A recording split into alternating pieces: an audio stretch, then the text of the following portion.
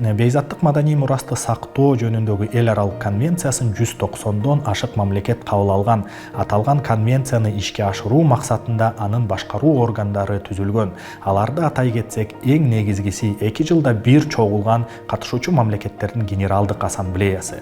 Андан сырткары 4 жылга шайланган жана 24 өлкөдөн турган отурумдарын жыл сайын өткөзгөн өкмөт аралык комитети. Ошону менен бирге комитеттин жана Генералдык ассамблеянын иштин колдогон ЮНЕСКОнун катчылыгы кирет.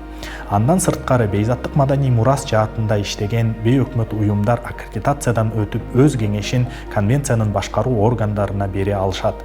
Азыркы учурда Кыргызстандан Айгине маданий изилдөө борбору жана РТФ коомдук фонду аккредитациядан өткөн. Ошону менен бирге 4 жылга шайланган жана 12 мүчөдөн турган атайын баалоо органы да бар. Аталган баалоо органы бейзаттык маданий мурас сунуштамаларын жана эл аралык жардам арыздарын карап, өз кеңештерин комитетке тапшырат. Аталган 12 мүчөнүн 6оосу катышуучу мамлекет тарабынан шайланса, 6оосу бейөкмөт уюмдар тарабынан шайланат. 2022-26 жылдары Айгине маданий изилдөө борбору Кыргызстандын атынан аталган баалоо органына шайланган.